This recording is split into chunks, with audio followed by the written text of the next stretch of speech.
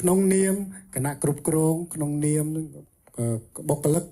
នៃក្រុមហ៊ុនអង្គរ Dairy Product Co Ltd ដែលផលិតផលអង្គរមៀលសូមប្រកាសដាច់អហង្ការថានៅក្នុងក្រុមហ៊ុនរបស់អង្គរមៀលយើងនេះអង្គរ Dairy Product គ្មានភាគហ៊ុន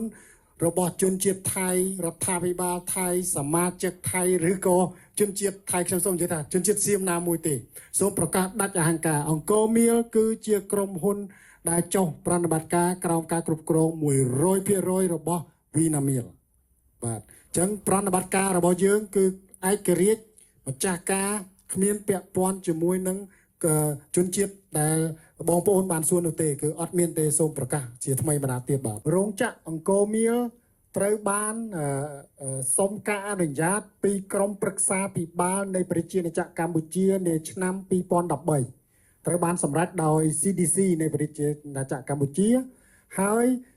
នៅឆ្នាំ2014យើងបានកសាងសង់រោងចក្រហើយឆ្នាំ2015យើងបានដំណើរការផលិតនៅផលិតផលដំបូងរបស់យើងសូមបញ្ជាក់ថានៅក្នុងអាជ្ញាប័ណ្ណនៃការចុះបញ្ជីពាណិជ្ជកម្មទាំងបតង់ទាំងអាជ្ញាប័ណ្ណស្របច្បាប់ទាំងអស់របស់ប្រជាណាចក្រកម្ពុជារបស់ក្រុមហ៊ុនអង្គរ Dairy Product គឺជារបស់យើងតែ 100% អត់មានជនជាតិថៃអត់មានសៀមនៅបញ្ជាក់ទេអញ្ចឹងដោយតែខ្ញុំបានដាក់នៅលើតុស្វាគមន៍បងប្អូនទាំងអស់គ្នានេះគឺជាសក្ខីភាពទី1ទី2ព័ត៌មានដែលធ្វើឲ្យមានការយល់ច្រឡំនិងពាក់ព័ន្ធជាមួយពួកយើងគឺជាការទិញសន្លឹកហ៊ុននៅលើទីផ្សារហ៊ុនអន្តរជាតិនៃប្រទេសវៀតណាមមិនមែនពាក់ព័ន្ធជាមួយនឹងអង្គរមៀលទេអញ្ចឹងសូមជម្រាបជូនបងប្អូនបន្តិចទៅចោះថាការទិញបានសន្លឹកហ៊ុនដូចដាក់លុយនៅក្នុងកូនជ្រូកចឹងគ្រាន់តែជាប្រព័ន្ធអេឡិចត្រូនិកអញ្ចឹងថ្ងៃនេះគាត់មានទិញហ៊ុន5ថ្ងៃស្អែកគាត់អាចលក់ចេញវិញខាន់ស្អែកគាត់អាចបញ្ចេញទៅវិញវាជារឿងការជួញដូរដើម្បីគ្រប់គ្រងឱកាសប្រាក់ចំណេញហើយក៏មិនមែនថាការទិញហ៊ុនទាំងអស់សុទ្ធតែទទួលបានប្រាក់ចំណេញដែរអញ្ចឹងដោយបងប្អូនឃើញស្រាប់ហើយភាគហ៊ុននៅក្នុងប្រទេសកម្ពុជាក៏មានដែរយើងក៏កំពុងតែដំណើរការបានភាគហ៊ុនណាដែលមានធនាគារមួយចំនួនមានអង្គភាពស្វ័យយ័តមួយចំនួនដែលបងប្អូនបានដឹងហើយអញ្ចឹង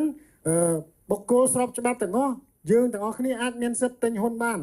តែមិនមែនមានន័យថាយើងទិញបានសន្លឹកហ៊ុននោះយើងមានសិទ្ធិគ្រប់គ្រងយើងទៅ manage អាជីវកម្មនោះទេយើងគ្រាន់តែមានសន្លឹកហ៊ុនតែយើងធ្វើចរាចរណ៍ដូចយើងទិញមាសសន្សំពេលដែលមាសឡើងថ្លៃយើងលក់ពេលដែលមាសយើងឡើងលក់ខាតលក់ចំណេញអញ្ចឹងនៅចង់ជម្រាបបងប្អូនមហាជនត្រង់ចំណុចនេះហើយយើងនៅតែបញ្ឈរនឹងប្រកាសដដែលថា